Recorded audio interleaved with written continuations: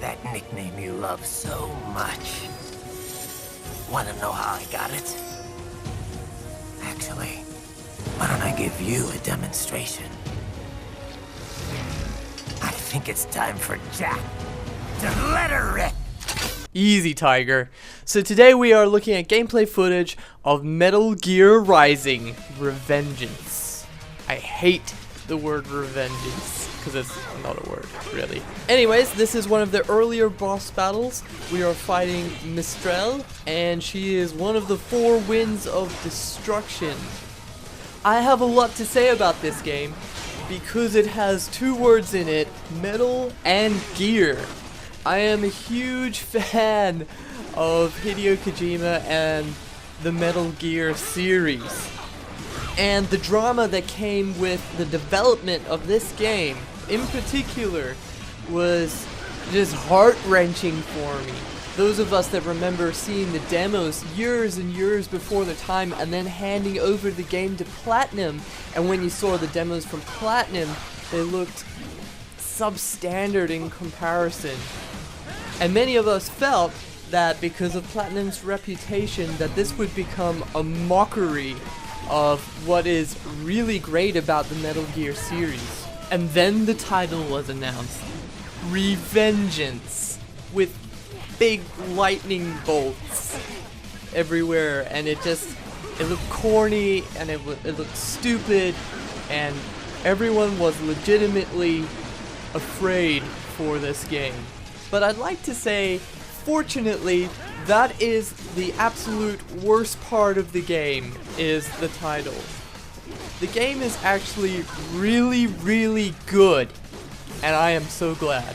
Now, just as a disclaimer, if you're expecting this to play anything like any of the Metal Gear series, forget it. You're going to be utterly disappointed, and this game is going to be a waste of time for you. So you will be more in touch with this game if you've played something like Bayonetta or Vanquish and you actually really liked it. But in a story sense, there's still enough there to keep Metal Gear fanboys like me happy. You still have a codec, you still save by codec, and you still have interesting conversations with people in that regard. Where it also shares similarities is that you can still run around in a cardboard box, which is hilarious as a cyborg ninja. Just think about it.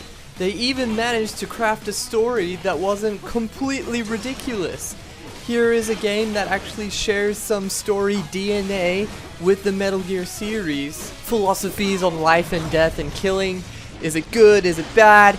You know, it still touches on these moral questions, which seems to be something of a revolution for action games of this type. Don't get me wrong, I know that it is really cool when your protagonist rips out a guy's spine and goes, "Get on!" and then proceeds to chop them into hundreds and hundreds of tiny little bits that go flying everywhere and scatter into the wind. But this game still questions why you do it. And that is legitimate. Like, I don't think I can play for 8 hours, which is about the length of this game, and sort of not wonder why I'm so violent. So it certainly helps to suspend your disbelief. Action games all around the world, take note. Now, if Metal Gear Rising was a teenager, he would be the coolest kid on the block. Because this game just oozes awesome all of the time. It never really slows down. The action just starts at the beginning and it ends 8 or 9 hours later. And by the end of it, your adrenaline is still pumping.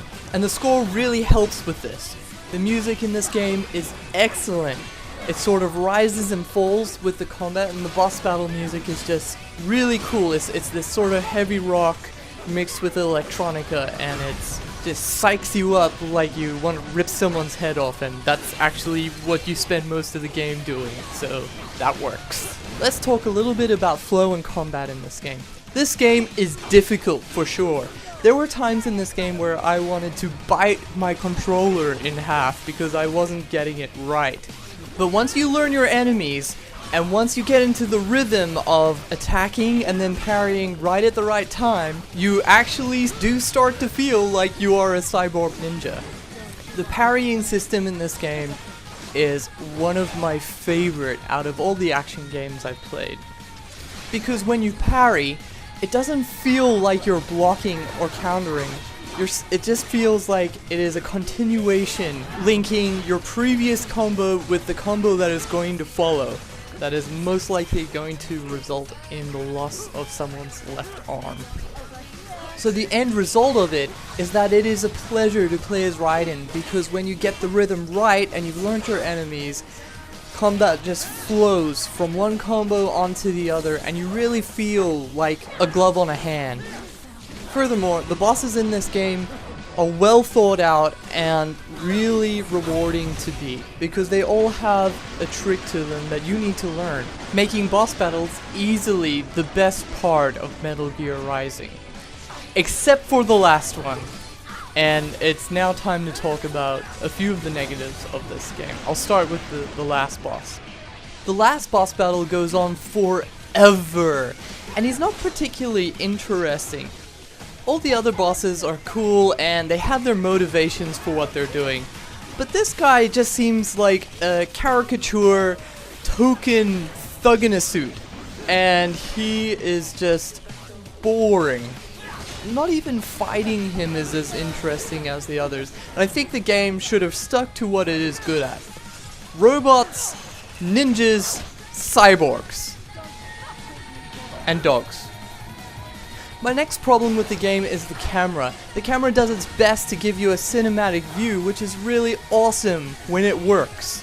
However, often when you're fighting larger enemies, the camera sort of focuses on the enemy's feet, and the end result of that is that if there are other enemies in the vicinity, you often can't see if they are coming at you. I just wish that the camera worked more for the gameplay and less for the cinematic appeal. Lastly, although I said that the story for this game was not ridiculous, it's still a little bit ridiculous. It still falls into a lot of the cliches of action games where your protagonist is just a tad too macho. So although this is one of the better stories for action games, it still takes it to the edge, and then it goes just a tad too far, especially by the end. So it's a bit like, well, you did well for an action game, but the story does not really stand up against other great game stories.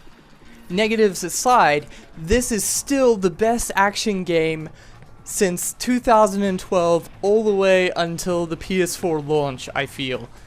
This is definitely worth buying, definitely worth playing. If you liked Vanquish or Bayonetta, and you're a fan of the Metal Gear series, you are doing yourself a disservice if you do not buy this game. Just on a last note, did anyone notice in the first mission especially that some of the enemies sort of pulled troll faces at you? Do you think that was intentional? Anywho's, these are my thoughts. Hope you have a good one. That's my boy.